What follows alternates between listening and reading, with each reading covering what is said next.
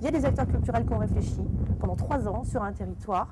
Nous, on est là pour mettre en œuvre les ambitions qu'ils ont choisies démocratiquement, dans une logique participative. Donc, la commission mixte culture a pris aussi des options, c'est-à-dire enfin, des options qui ont été mises en place. Donc j'ai suggéré notamment qu'on travaille vraiment en étroite collaboration avec les élus des communes rurales, le territoire représente 45 communes assez distantes les unes des autres, et comme je vous le disais, qui n'ont pas l'habitude de travailler ensemble, elles ne se connaissent pas, elles sont toutes happées en fonction de leur situation géographique dans le pays par d'autres bassins de vie.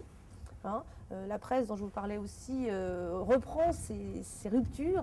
Si vous habitez au sud du territoire, vous savez ce qui se passe à Vannes, mais pas à Pontivy. Vous habitez dans le nord-ouest, vous êtes peut-être aussi plus intéressé par ce qui se passe sur Ostrona. Bon, bref.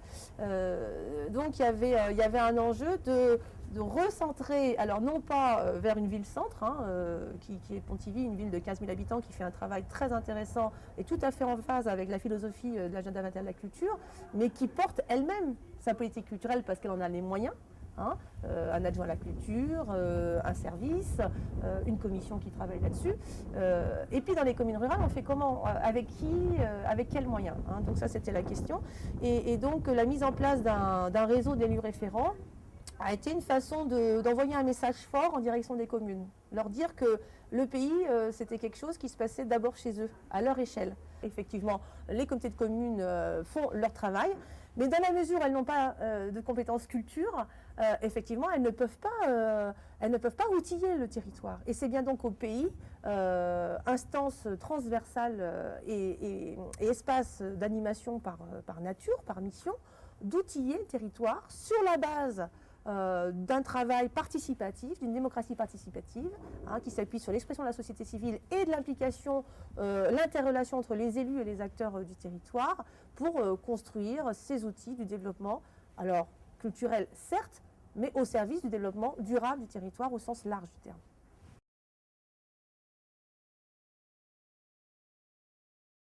Politique culturelle, ce n'est pas une politique de programmation culturelle, et que c'est une chose d'avoir des salles, des lieux et des artistes qui s'y produisent, et c'est une autre chose que d'accompagner des réflexions locales sur comment on fait avec les jeunes, quelle place on donne aux jeunes, comment on fait avec notre culture locale, notre identité régionale, qu'est-ce qu'on a envie de faire avec ça, comment on fait avec la rencontre entre la pratique professionnelle, la pratique amateur, comment on fait pour travailler sur l'éducation artistique, comment on fait pour encourager la création artistique sur notre territoire, qu'elle soit portée par des acteurs qui viennent d'ailleurs ou qu'elle soit portée par des gens qui vivent ici et depuis longtemps ou qui débarquent.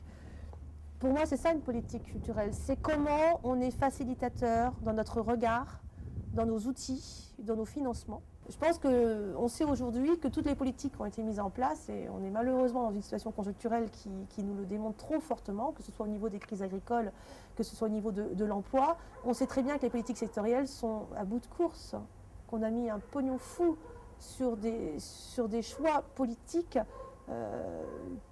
qui produisent des modèles qui sont contre-productifs.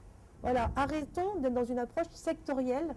Quand je suis un habitant sur un territoire, je ne me demande pas entre le matin et le soir, là je suis en train d'habiter, là je suis en train de manger, là je suis en train d'éduquer mes enfants, là je suis en train d'aller au spectacle. Ah ben oui, c'est normal, c'est gratuit parce que c'est de la culture, bon c'est le petit plus. Non, un habitant, quand il vit sur un territoire, soit il s'y sent bien, soit il s'y sent pas bien. Soit il sent qu'il a une place, soit il sent qu'il n'a pas de place.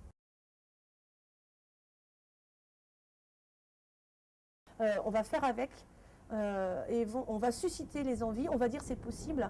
Et je suis vraiment sidérée par la qualité des projets que nous avons aujourd'hui à étudier. Tout à l'heure, on sera en réunion commission mixte culture. On a 5 projets à étudier et on va donner un avis. C'est important aussi cette information-là, puisque les projets que nous validons en commission mixte culture sont ensuite soumis à la commission de programmation leader. Quand on se met dans la philosophie d'un programme leader, donc là on est sur les projets européens, qui reprennent quelque part les philosophies de démocratie participative, de partenariat public-privé, on est dans la même logique. Et ça, c'est très intéressant en termes d'outillage institutionnel. D'un côté, un projet culturel qui travaille sur la mise en place d'une dynamique, on est sur de l'humain, on est sur de l'énergie, on est sur la mutualisation, sur de l'émergence de projets. Et d'un autre côté, on a un programme, un dispositif leader qui est justement une contractualisation avec des partenaires locaux avec l'Europe et les territoires, conseil général, conseil régional, les collectivités, de dire ok, banco, vous avez des idées, on va vous aider à les mettre en œuvre.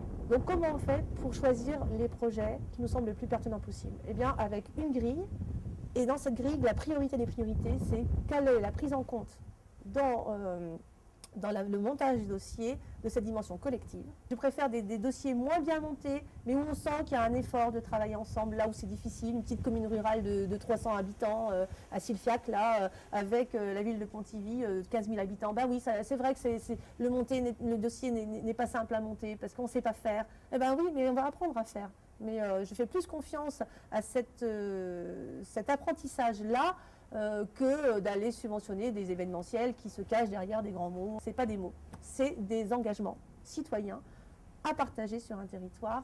Et ça ne se décrète pas. Le collectif, ce n'est pas quelque chose qui se décrète, c'est quelque chose qui se vit.